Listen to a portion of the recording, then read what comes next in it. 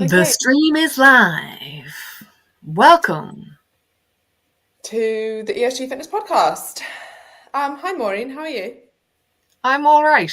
I'm good. It's very wintry here today. It's quite summery here today. No, it's very wintry, cold, and like raining. And yeah, that's just the way it is now, isn't it? Claire, how are you? I'm good, thanks. But it's also really wintry here today, raining, grey, miserable. Oh, I think my weather always seems pretty similar to Maureen's. Mm. interesting. All right. We did a great webinar yesterday or workshop yesterday. One thing we were talking about is like a bit of a reset week, which I think is just a really good thing to do probably about every 6 weeks, which is kind of what we tend to do. And one of the reasons that that works so well is because you tend to just start gravitating back towards old behaviors, right? Like, as an example, I know that Maureen is trying to use her phone less, okay? She's looking around. I've accepted it. I am full on addicted to my phone. Right, so she's trying to use her phone less. I reckon that if you do a week of doing it, you'll probably be good for a period of time, and then you start to slowly gravitate back towards it. Like, I'm the same with, I'll be like, right, I really want to start going to bed earlier, and I'll manage it for a week, and then slowly, it just starts getting later and later and later, and then you're like back to where you were. So this is the point in the reset week, is like, the likelihood is you start something, your diet improves massively, your steps improve, you get into the gym, you're all excited about it, and then little things start to creep in. And then naturally, you're not really acting in line with your goals anymore, which is why we call you out, we do a reset week. So I put in the coaches chat, like, what are your, and this was the other thing, I wanted to pick really one main habit that you're struggling with at the moment, or that you've let slip a little bit at the moment. So, Claire, what's yours? Mine is being consistent with the gym. I've been going once, maybe twice a week. And then I'll have like a week where I'll go 4 times. And then the next week I'll go once or maybe twice again. And like it just absolutely will not do for me. I need to get back in it, be consistent, because I love it so much and it makes me feel so good. Yeah. Mm-hmm. So what are you going to do? So I'm going to plan in when I'm going to go, what time. I'm going to put it in my Google Calendar. So it's like an appointment that I have to keep with myself. And I'm probably going to be doing it like walking my dogs in the morning, getting home, then going straight to the gym, because I feel like that time works best for me. Solid. Maureen, Yeah. Well, I kind of have two, because I kind of had already decided I was going to do the phone thing, but my steps are chronic. Just for at the minute, it's 4:10. How many steps do you think I've done? well, given you've just said they're bad, less than 5,000? 1,078. That's horrendous. I know. That's what I mean. My steps are chronically bad. Like, they used to be so much higher, and I've just noticed over the last, I'd say, the last year anyway, the more I'm sat at the laptop, the more my steps are gone down. Yeah. And I definitely notice, like, say if I'm in the UK or in like a city somewhere, like, you're just walking everywhere, but I live in the country, so to get to town, like, I have to drive into town, and you're just not walking as much. Yeah, do you know what? I always find that quite interesting. Like, when I'm in London, like, my steps are just easily really, really high. Even kind of midweek where I don't really go anywhere. Like, they're just like, without really thinking about it, quite easy to get. When I'm in Dundee, it's like I will force myself, bearing in mind I don't have a car there. I'm still like forcing myself to do it. And I feel like I've done so much today, and it's still like nothing. Like, still nowhere near 10,000. But definitely being in city, even between things, even if you do drive, you're never going to be able to park anywhere near where you want to be. So then you're parking further away, or even if you're getting public transport, it's like getting the tube requires a lot of steps. Just walking around between things, or like, you have to change in one place, but actually that change is like a good 10-minute walk. So yeah, you're always picking up steps. Yeah, I think it's much harder. You'd think sometimes it would be easier in the countryside because you're like, oh, you could go for nice walks, but you have to deliberately go for the walk. You don't get them by accident. No. That's why you need a dog if you live in the countryside. True. Mm. Do you remember how many steps we did in Glasgow? That was No. you and me, like me and Maureen Oh, just yeah. walked We walked a lot. absolutely miles. Yeah. Yeah. Back then, way back then, I used to get a lot of steps. Remember that time I did 50,000 in one day, like walking around London? 50,000. Yeah, in one day. And going home, I had, like, my feet were so sore. I actually was a bit traumatized from the shoes I was wearing. I was like, I can't put my feet into them again for a while. Yeah, over 50K in one day walking around London. Wow. Yeah, that was the time you were speaking, Emma, at that. What was that event out by the docks? Oh, Performex. Oh, did you walk all the way out there? The Sunday. Remember on the Sunday, I was still in London, and yeah, I walked all over London. Yeah, I walked a lot. All right then. Mine's going to be bedtime again because I'm just very bad at saying I'll go to bed early and then just not doing that. So that's my plan. What stops What do you you from do? going to bed early? I think I always have good intention and then I just get a bit distracted or I'm doing work or I get home later. And then I find it quite hard to just like switch off. So if I get home later, I'll still do the same faffing around. And then it's just like yeah. And I also have started, sorry, this feels like a very like self-indulgent and boring podcast now. I actually think people love this sort of chat. I don't, well, we'll see. I've also started doing a bit of work in the evening, like just catching up stuff. And I think that pushes like my dinner time back. And then I don't like to go to bed straight after eating dinner. And then that's the issue. So is the issue going to bed or is the issue overworking? Well, the issue is going to bed, but the cause might be the overworking. But also, it's a weirdly like compounding circle, right? Because I've started getting up slightly later because I'm going to bed later, which means I don't get enough done, which means I work in the evening, which means I go to bed later, which means I don't get up. You know, like it's like the problem is obviously there. So this is where like a reset week of like, no, reset your routine. How do you actually want to live your life? What is getting up late for you though? Because you usually get up at like 5, don't you? Yeah, 6:30. Yeah, but that difference between 5:30 and 6:30, that golden hour, like what I get done there takes me 2 hours in the evening, and that's what's happening. It's like now instead of getting up and doing that hour's work, I'm doing it in the evening, but it takes me twice as long because I'm shit in the evening. And as Maureen pointed out, the quality of work is significantly lower. I think we're all the same though. Yeah, I mean, some people are like evening people, aren't they? Not myself, but you know, I'm not. No. Yeah. It tends to be more creative people, like artists and stuff tend to be like evening people. Maybe. I think we're very creative people, no? In some ways, yeah, I guess. We are. Oh, I went to an art exhibition this week and it had like Banksy and do you know who else is an artist now? Robbie Williams. Is he? And it was like all these like big name artists and then Robbie Williams. And I was like, huh. Was his stuff good? It was quite good, you know. One of his things was like a tape and it was like, sorry about being extremely charismatic. I've tried not to be and there's nothing I can do about it. And I was like, I like that. And then this was my favorite piece.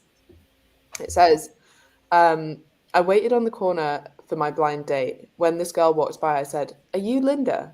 She said, "Are you Richard?" And I said, "Yeah." And she said, "I'm not Linda." I saw that on your stories. So did I was like, that's actually so class. And then they were like, I saw like a real Picasso. Did you? Yeah. Wow. I know. Is this going to be your new craze now into art? No, that was just a one-off. Have you heard of Sophie T? No. She's an artist who lives in London, and she she's really great. And she did these live shows. She would get like people to apply to be in her live shows. They basically go on stage naked, and she painted them, and it was like women, all different shapes and sizes, like different histories. Some women had like double mastectomy because they'd had cancer, stuff like that, and it was all about like empowering women. Anyway, she's She's great. I think she's got a little, what's it called, an art studio somewhere in London. Wow. Yeah. It's quite ballsy to be able to do that, obviously for the person who's naked on stage, but also like to show your craft in real life, like in real time. Yeah, it's really cool. Like they'll see all the mistakes that you make, or yeah. All right, shall we answer some questions? Oh, do you know the other thing that I did last night? Tried vegan smoked salmon, didn't I? Oh yeah, Absolutely septic. It looked disgusting. looked feral. Do you know what? I was voice noting Amelia and I was like, oh, I've just found some vegan smoked salmon. I was like, imagine that's disgusting. And then I just thought, what an opportunity to try this, because there's no way I would ever buy it for £3. But I was like, it's 89p. Like I can't turn that opportunity down. You know, it's kind of like a once in a lifetime thing. So I tried it. It was absolutely disgusting. Was it? Because it does vaguely smell like smoked salmon, but like obviously the texture of smoked salmon is quite gross anyway. I don't like smoked salmon. Yeah. To recreate that, it's yeah. Did it taste gross as well as the texture being gross? It was like fishy jelly. Yeah. Yeah. That's not the one, is it? No. It's not the one, babe. It's not the one. Do they sell cow tongue in butchers over there? I can't say I've recently been to the butcher. They probably do if you go in and say, can I have a cow tongue? They probably have one for you. Can I have a cow tongue? Can I have a cow tongue, please, darling? Oh, no. Oh. Claire, put your pussy away.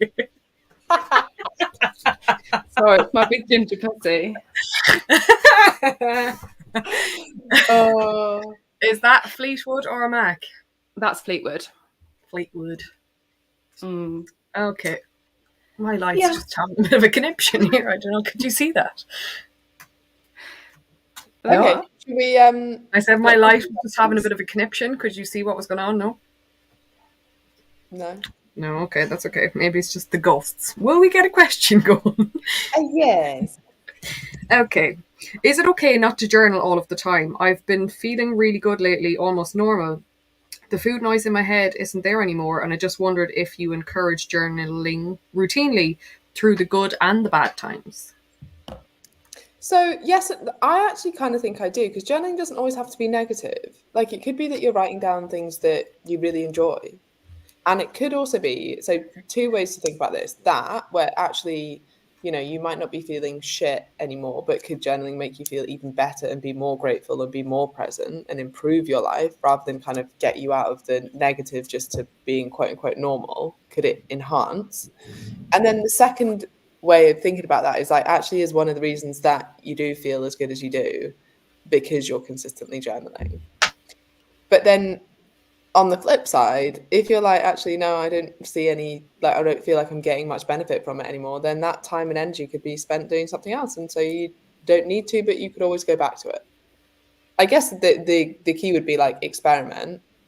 If you stop and then you find, okay, actually, maybe that was still doing something for me. That's one of the reasons that I'm feeling so good about things. Then I'd go back to doing it.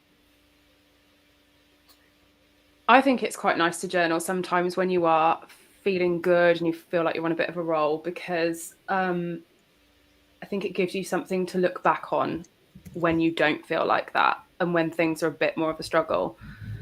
And like, yeah, you can look back and see like, oh, that day I felt really good and I'd done a workout and, or I don't know, X, Y, and Z, whatever. And that can potentially push you on to think, okay, I'm going to do these behaviors because I know that these are going to make me feel good because I felt good when I was doing them before. I also think noticing, almost journaling more in hindsight, like get to the end of the day and being like, I really loved today. And a lot of the time people don't really reflect on why. And it's like, oh, I saw that person. I had just the right amount of work. Like I woke up early so I wasn't rushed. I got a gym session in, you know, I ate really well.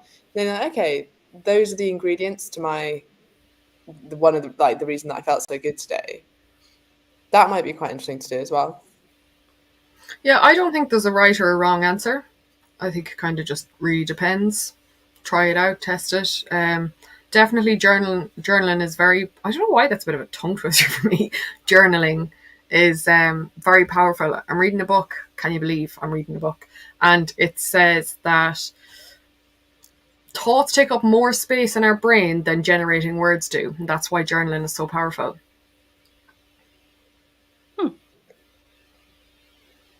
Elaborate on that. So, you know, when you've a load of thoughts in your head and they're spinning around or whatever, and like you feel like you just can't think of anything else.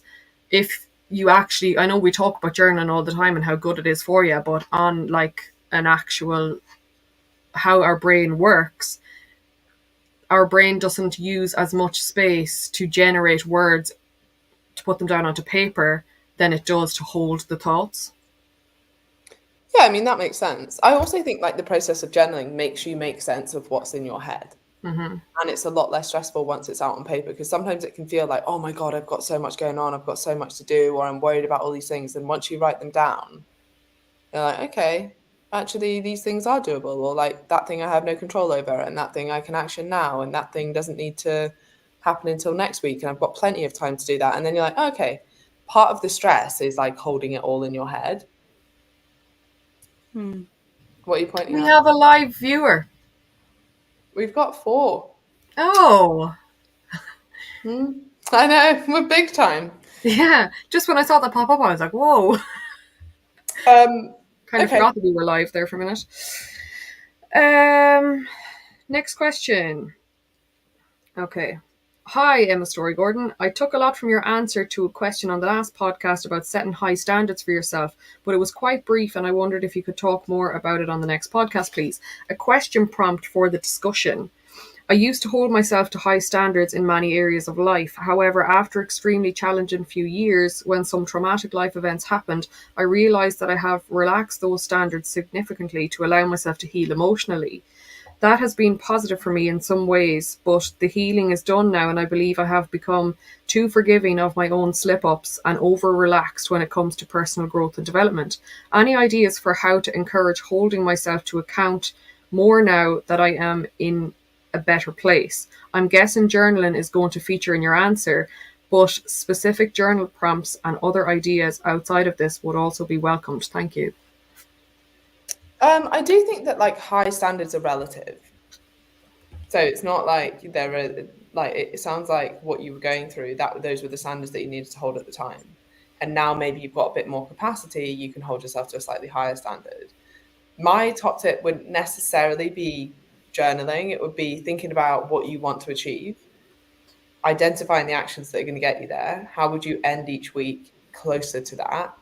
And then how do we make your average day lead you in that direction, right? So this is where like non-negotiables and optimal targets come in. Like use your range targets, but also use them for things like your bedtime, how much time you're spending on your phone. Like it doesn't always have to be just like your steps, your workouts, your calories.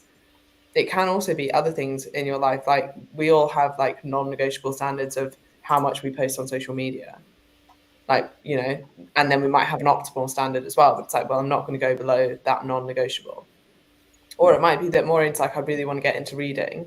My non-negotiable is that I at least open my book and read 3 pages. Okay, now you're holding that standard for yourself. The benefit of that is you're probably going to read more than 3. But like non-negotiable, I know that I can read 3. The key here isn't really that those standards are really high. Like the important part is the consistency of them. Actually doing something really intensely. If you're like, I'm going to read for 3 hours a day for a week, like it's not maintainable. Like the intensity doesn't really help. It's like the intensity needs to be the longevity of it. That's what's the most important part. So I'd be thinking about that. Okay, what standards can I hold myself to long term that are in line with the actual outcome that I want?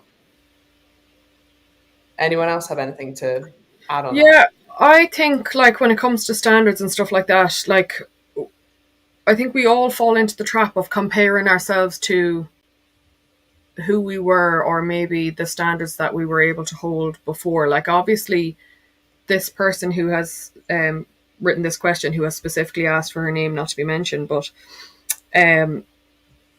like you had to pull back on what you were doing for a specific reason. Like traumatic life events happened, so to think that you can just flip back into the standards that you had before might not be realistic. And I think that's okay. I think people often think that, oh, I should be able to keep at this level all the time. And like, depending on what's going on in your life, you might not be physically able to. And I think a lot of the time we're made feel guilty for that, for not being able to, be top of the game all the time, or be able to do as much as you were able to do before. But it's like, you might have something significantly different going on in your life that's impacting how you are able to manage and cope.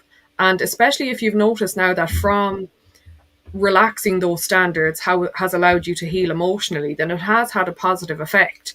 So I would think, rather than trying to compare yourself to who you were back then, it's like, okay, you're a new version of you right now who has done more emotional healing. And it's like, what standards can you create for yourself from where you are now, rather than thinking, oh, I have to go back to the place I was before this trauma, when that might not have actually been of benefit to you. So I'd say, like, just clean slate where you're at now. If you feel like, okay, I'm feeling good and I can set new standards for myself, just create new ones from now.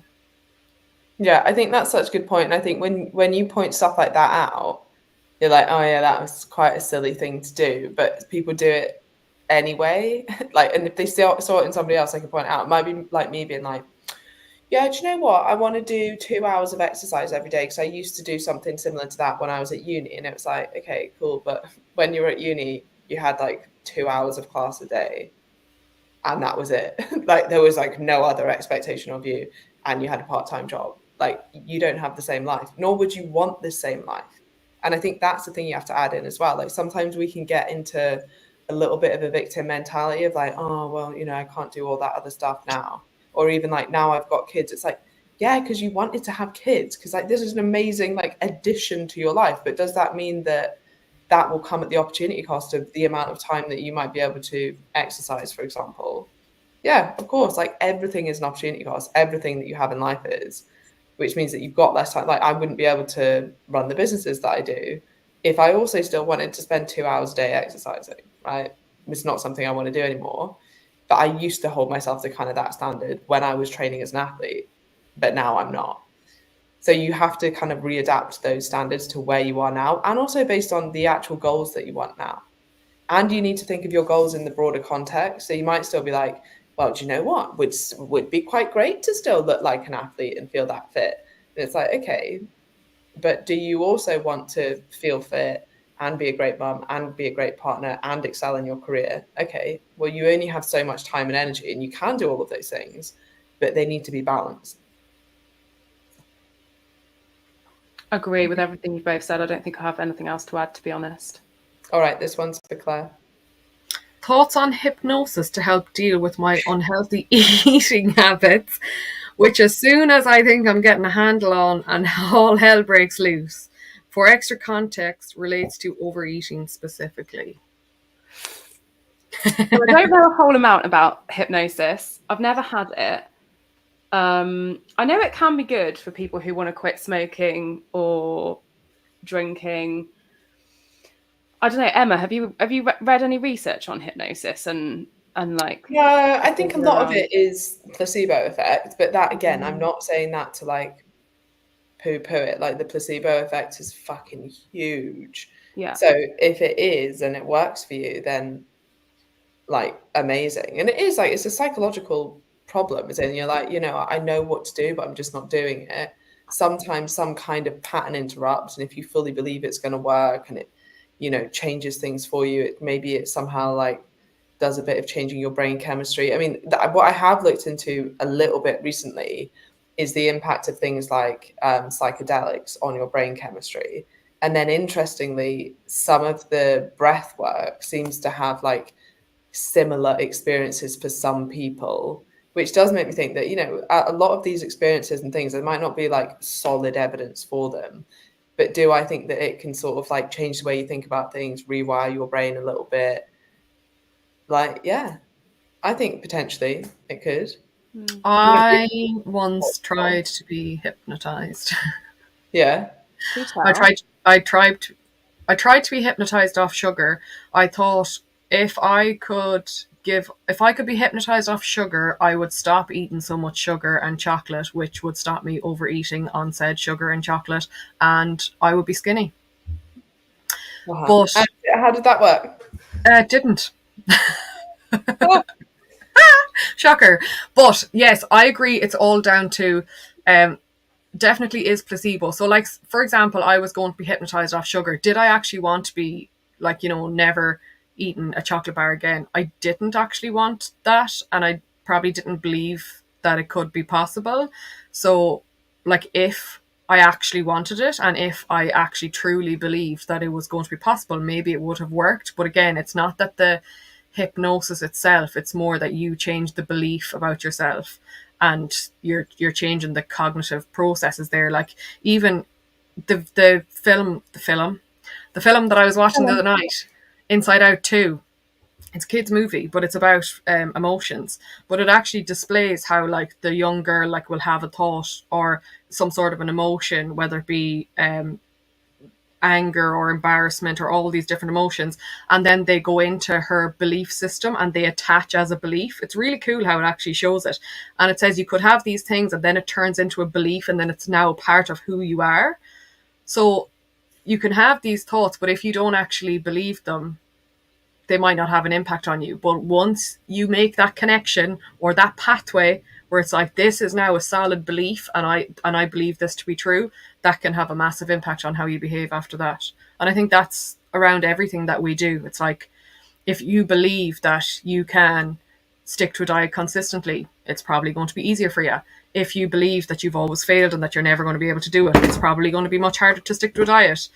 So I think the beliefs that we hold they're very powerful.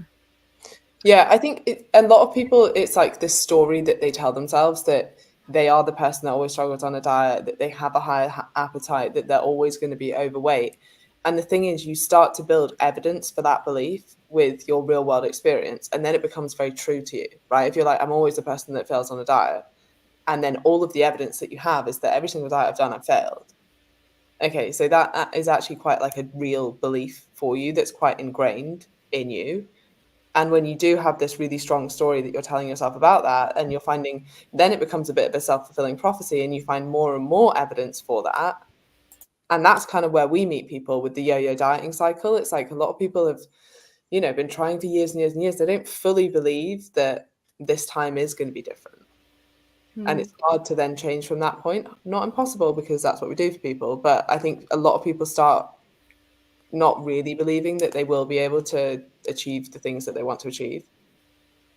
The other thing I would say about this question as well is that where they've said I seem to be able to get a handle on things and then all hell breaks loose.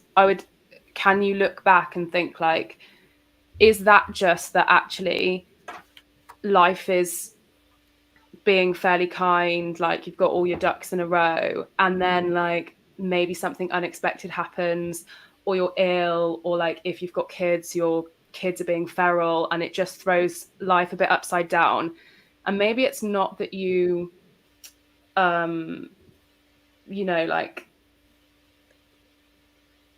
maybe it's not that things kind of break loose as such, but that you're just not quite sure yet how to navigate some of those things. Does that make sense? Yeah, I mean, I was speaking to someone on Instagram today, and she was talking about how she always overeats on chocolate, and then like an overeating, and it turns out we were having a bit of a chat, and it was like overeating is definitely a coping strategy for her. And I was like, do you have any other ways of coping with stress and overwhelm that don't require eating? And she said, yeah, I've tried things like just brushing my teeth or going into another room. And I'm like, and a lot of people kind of see those as like coping strategies. They're not, they're distractions, right? Now you're just using a lot of willpower to try and stop doing the behavior that you don't want to do, instead of thinking, okay, what's the root cause of this behavior? It's the stress and overwhelm. What happens when I feel stressed and overwhelmed? What I know to do is to overeat, because that numbs it for me. It gives me something to do. I feel better in the moment. That's what my draw is. Okay, the answer isn't just to go and brush your teeth. The answer is to figure out another way to help you feel like you're going to be able to de-stress yourself, or to help you when you feel overwhelmed, like a go-to. And the most important thing, because what a lot of people do, and I'm sure all of us included, is kind of wait until the moment and be like, oh my God, I'm really stressed and overwhelmed. I really want to overeat. Maybe I should think about doing something else. Oh, well, I'm too stressed and overwhelmed to think about that. Oh, well, now I'm overeating before I even thought about it. Instead of, okay, while you're in a good headspace, And a lot of people don't like to do this because when you're feeling good, you don't like to think about what could potentially trip you up. But actually, this is the best time to do it. When you're in a good headspace, think about the changes that you could be making if that is going to happen again. Because everyone's going to feel stressed and overwhelmed. There's always going to be a day that your kid's unwell and you had all this work to do and something else has happened. Nobody slept because people are being sick in the house or, whatever, right? There's going to be periods of time where you are caught in that same situation. So have a go-to response that isn't just overeating. Next question. Right, so we have a live question. Do you want it? Go on. I'm struggling with gaining weight after trying to recover from HA and major energy deficit. I've tracked consistently for years and I'm trying to slowly raise calories 100 per day per week. 100 per day per week. Right, okay, so 100, yeah, okay, get it. But I gained 4 pounds in 1 week and it scared me and I cut calories again. Why does the scale do this? I'm still in a large deficit, so it can't be fat, but why does it go up? Food volume is probably what it is. I mean, I wouldn't expect that much food volume from 100 calories a day. The other thing that you might be experiencing specifically is if you've been in a very big deficit to the point that you have HA. Now, this doesn't always just happen if you're very lean, but like the vast majority of time, it's because you're very lean. I'm willing to bet you weren't eating very many carbohydrates. Now you have very depleted carbohydrate stores. When you start to eat, your carbohydrate stores will be replenished. And for every 1 gram of carbohydrate you store, to store that carbohydrate, you store 3 grams of water, right? So there'll be a bit of water weight, there'll be a bit of food volume, and then potentially, depending on what you're consuming, it also might just be like you're not used to eating that much food, and thus even like with a small increase, and thus you haven't been as regular going to the bathroom, like all these kind of things. But like what we do know is that if you've genuinely added 100 calories, there's no fucking way that you've gained 4 pounds of fat. Like, it is literally impossible. So I wouldn't even be looking at it, like, especially with someone in your situation. I just wouldn't weigh myself.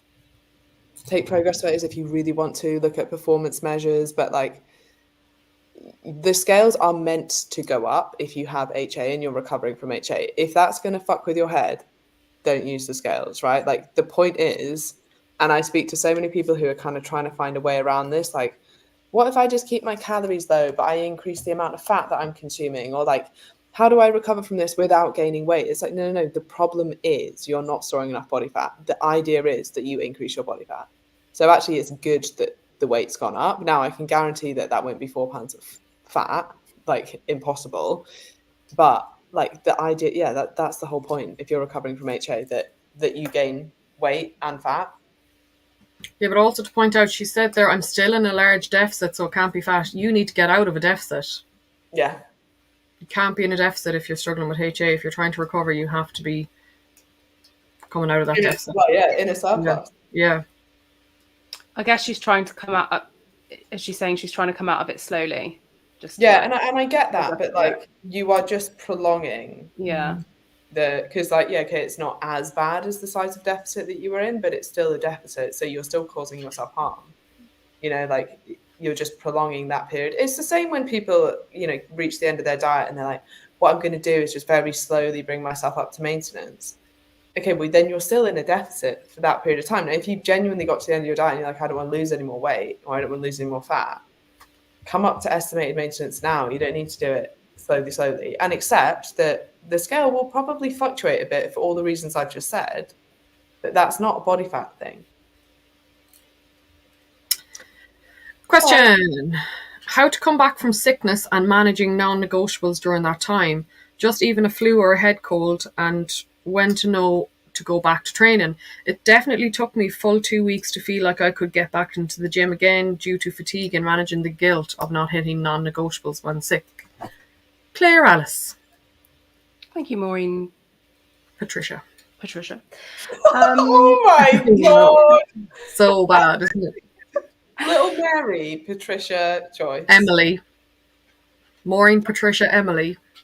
Maureen Patricia Emily. I thought you were calling me Emily. I was like, but that's just not my name. I thought she was saying that was your middle name, and I was like, oh dear, your parents named you Emma Emily. Yes, No, Emma Maureen. Emily. No, I have a very long name. Maureen, do you know it? Yeah. Emma Rachel Hamilton, Storey-Gordon. Yeah. Hamilton. Yeah. Where's the Hamilton come from? My grandma's maiden name. Aw, Yeah. cute. All right, go on then. So I think in this situation, thinking about managing your non-negotiables and like not being able to manage them because you're ill and then feeling guilty, like you're ill, so adjust your non-negotiables. They don't need to be, your non-negotiables don't need to be the same as they are when you're fully fighting fit. Also, just to point out, like, you don't have them when you're ill. Yeah. And none of us do either. Like, when you're ill, it's not like, oh, still need to get my 8,000 steps. It's like, no. When you're ill, the primary focus is get better. I think a more interesting part of this question, which I kind of want to put to you, is especially when you're not that ill. Like, you know, when you're really ill, it's like, okay, well, then I'm just not going to do anything. Fine. That's definitely the solution. But when you're coming back from being ill, that's often a little bit harder. So what with feeling guilty, do you mean?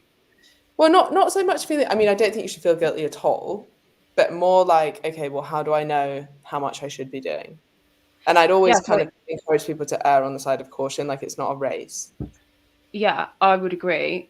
But I would just like test the waters with it and see how your body feels. Like, you know, when you feel normal, right? Like, you know, when you've been really ill and you've just not felt like yourself and you felt like crap. And then you wake up one day and you think, I feel a little bit more normal today. I feel a bit more human again. Maybe I'm going to go out, get a bit of fresh air, try some steps, see how I feel. If that absolutely knocks the wind out of your sails and you feel like you have to go to bed again afterwards, then that's a good indication that you're not ready to like get back to your like non-negotiables. But actually, if you feel good, maybe you can do a bit more again tomorrow and the next day. And it's just about building it up gradually and remembering that like all these things aren't going anywhere. Like, the gym's going to be waiting for you when you're better. The outside is going to be waiting for your feet when you're better to do your steps. Like, it's all there. But you have to let yourself get better, because if you don't, you're just going to prolong the process. And you're either going to get a bit better and then be really ill again, or you're just going to stay ill. Mm-hmm. Yeah. Pamela, who asked the question, just says, makes absolute sense. You're so right. It helps hearing it from someone else. Appreciate all your comments. You know, one thing I will say about people who are recovering from HA or who are over exercising or under eating is so much of it is just hearing the same people say the same message, or even different people say the same message again and again. And you kind of like getting that reassurance in your head, partly because as women, I mean, as most people in society, like, it's so conditioned to be like, weight loss is the best thing. Weight loss is the best thing. And then when you're like, shit, I need to gain weight, as much as you might rationally be able to get your head around it, like, there's always like little bits throughout the day or here and there. And then you start to question yourself, like, is this the right thing? Is it gaining too quickly? Am I doing the right thing? And then you'll go on social media, and no doubt, like, you know, half the fitness industry, including myself, like, a lot of it is geared towards weight loss. So you'll see someone's post and you're like, yeah, do you know what? And you sort of get like sidetracked into being like, yeah, I need to do my 12,000 steps, and like, maybe I should do a HIIT class. And this person's saying it's really healthy to, I don't know, just have soup for lunch. And then you start to like kind of fall into messages that actually aren't right for you at the time. So yeah. All right. Last one. Hello. I finally feel like something is clicking and I'm feeling good about fueling my body with healthy food and getting my steps in. Scales gradually move down and I'm feeling so much better in myself in general. Workouts, however, I've not done a single one. I have, however, done a few classes at the gym, high rock / functional fitness, which I've enjoyed, and I think this is the best way for me to go. Get booked in / can't back out / have someone pushing me. I'm pretty active day to day with my ponies, but which classes ideally should I look at doing if I'm going to go down this path? I've had a few personal training sessions previously to get me started at the gym doing strength training, but I still don't really enjoy it and don't seem to have motivation to do it alone. Thank you. I totally get this, because recently I've really enjoyed classes as well, having never really enjoyed them. But like just getting in there, also just not being on your phone, having a full hour because you can't leave, someone else telling you what to do so you don't have to think about it. Now, saying that, I'll try and do that like once or twice a week, and then I will do my resistance training outside of that. So maybe that might be like there is a little bit of like all or nothing here of like I could either just do these classes or I could do my resistance training. And it's like, okay, well, if you've only got a little bit of motivation for the resistance training because you don't love it, that's okay. But can we still get in like 2 strength training sessions and then do like 2 classes as well? And then you're getting a really nice mix of both. That would be my suggestion. I think in terms of what classes to do, just anything that you enjoy. Like all exercise is good for you. And the important thing is that you enjoy doing it, because if you enjoy doing it, you're going to go back and you're going to do it more. So, yeah. Agree. Maureen, anything? Or are you just like, you should just do BJJ? Just go to BJJ, yeah. I haven't been all week because of my hands. Oh, babe. Do you know what that Oh, you got them reminds on both fingers. Yeah. Oh. Well, tell everyone what happened. So I was trying to hold a horse, a 3-year-old horse who is going to the sale and needs to be on a lead. And he pulled away on the lead rope, and the lead rope slid through my hand and burnt my 2 hands. And it was very sore. And now I can't like bend it any further than that, and I can't fully straighten it. And one of the kids yesterday, she's so cute, you know, I was like, oh, look at Mama's finger, and I was like, are you going to kiss it better? She grabbed onto my finger, bent it back to give it a kiss, and I was like, oh my god, that's so sore. And she like ripped the skin, but like I couldn't be mad because she was trying to make it all better. Oh. Yeah. I do remember getting really bad rope burn. I think it was one of the worst like things that is so painful. Oh, sore. And my dad was there, like, you know, while I was saying, oh, my hand, like, you know, it's all burned. Hold on to him, hold on to him. I was like, what weight is this horse? Like, I cannot hold on to him. I can just imagine you getting pulled. Yeah, well, I sent you guys the video. And then later on, so I brought this horse back into the shed and took out another one. Aha, he was an absolute bastard altogether. So I had already burnt my hands, couldn't hold on to him. So I was like, here you go, Father Duck. And next thing, this horse starts running wild and Dad running after him in the field. He had to let go. I was like, oh, could you not hold on to him? Hold on to him. I said, did you burn your hands as well? He said, no, but I would have if I didn't let go. I was like, now I don't feel so bad for letting go of the first horse. Yeah. Do you ever ride the horses? Absolutely not. I used to be I don't know. I used to be terrified of horses. It's only now lately that I'm like, oh, they're actually quite nice. I'm still terrified of horses. Yeah, well, mine are nice and friendly, see, because I pet them a lot and stuff. So, does anyone ride them? Your like horses? No. What are they for then? Oh, breeding. Well, we'll be selling the foals, and like people will probably break them in then, yeah. Right. Will they be like race horses or just? I don't know. Probably not. They're probably not the right breed for a racehorse. I don't know. Race horses, it costs a lot of money, don't they? Mm-hmm. Yeah, I saw some recently, and I could not believe the size of them. Like some of them are huge and very spenny. Yeah. Yeah, I saw some polo horses. Or they call them ponies, don't they? Polo ponies or horses? Anyway, whatever. They were massive. Yeah. Yeah, they're scary. Imagine having enough money to play polo and have like because you know they have like numerous horses because they get tired. What? So they just switch out their horse when it gets tired halfway through a game? Yeah. You on the bench. Yeah. They just change them. Oh gosh, no. You have a voice for polo, Claire. I have what now? A voice for polo? Yeah, everyone always says that I'm really posh, but... Yeah. Oh, here she comes. Tally-ho. Tally-ho. I don't even know what they say in polo. Oh, good hit. Strong. Whack it. It's not like the Irish were saying, bait the fucking ball, will ya? What did polo? Tally-ho. Oh, Sean, dear. Will you stroke my pony's mane? You actually do a really good, like, Mary Poppins British accent. Thank you very much. I've watched Mary Poppins enough, so I should have it. Did you know that she can say supercalifragilisticexpialidocious backwards? Go on then. Well, you can say it backwards, which is Dotus aliexpiasticfragicalirupus, but that's going a little too far, don't you think? Wow. It's supercalifragilisticexpialidocious, even though the sound of it is something quite atrocious. Wow, Emma's like, oh God, what is going on? this took a turn. I just went away onto a different tab to look at what polo people say. Apparently they say your line, which means it's your right of way, or take the man. This Take is the man. a scream that indicates the player behind has a better shot and is possibly alone. Take the man. Sean, dear, take the man. Take the man. No, but that would be if we were actually playing, not commentating, which I think would be a bad idea. Oh, right, Yeah, okay. I don't even know the rules, so. No. Whack the ball, whack the ball. Okay, well that was great. Do we have one last question, or should we wrap up? We've a lot of questions, so I think we're going to have to come back. Oh, yeah, we will have to come back.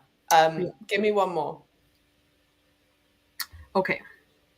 Cannot tell you how much I loved your section on allowing yourself to enjoy the process in 729. I was the kid who never got picked for teams and never enjoyed torture/sport at school, and I do see improvements when I exercise regularly and I enjoy them. But if something interrupts my routine, I get the fear again and it takes ages to get back into a routine. Any tips for reprogramming 40 years of thinking on this would be hugely appreciated. What? Any tips for reprogramming 40 years of thinking? Well, I imagine she just means like 40 years of telling herself that she's someone who doesn't exercise. Oh, I think the thinking on is just a typo. Any tips for reprogramming 40 years of thinking this would be hugely appreciated? No, I haven't a fucking clue. Abby, what are you saying? I think she's saying any tips for something reprogramming 40 years of thinking on this. Yeah. Maybe. On this subject. Yeah. Okay, we're going to just assume that's to mean Abby. Go on, Claire. What do you think? I think time. Like, if you've been thinking this way for such a long time, then you have to give yourself time to come out of it. I think, repetition, like this will happen from time to time, but the more you do push yourself back into regular exercise, like the less time it will take each time, and the easier it will be to remember after time. why you enjoy exercise. But I can totally resonate with this because I like PE at school for me was just really like humiliating and traumatic. And but I think when you find something you love, like I love weightlifting, so just like holding on to that and remembering like why I love it, why it makes me feel good, because it makes me feel really strong, and actually feeling strong is like such a nice feeling, because it just feels like a bit of a fuck you to everything and anyone that you don't really like. So like, just hold on to like why it makes you feel good, what those feelings are, and give it time. Mm-hmm. The other thing I like is like naming that negative voice that's always like, and maybe it's you name it your PE teacher that you hated at school, and you could be like, well, shut up, Mrs. Gray, you don't know what you're talking about. But like in your head, because these voices tend to come up like, oh, why would you be at this part of the gym? Or like, oh, you couldn't wear that. Or, but you're not good at sport. Or you could never go, I don't know, kayaking with your family or whatever. And it's like, of course you can. And you've proven it to yourself that you can now. But now and again, these kind of thoughts still creep in, especially like if other stuff's going on in your life and you're being a bit more negative at that period of time. But sometimes naming it and being like, that's not true, and framing it as something that's like an external kind of voice that's just being negative, that can be really helpful. Agree. All right. Okay, thanks everyone. Bye. Bye. Love you. Bye.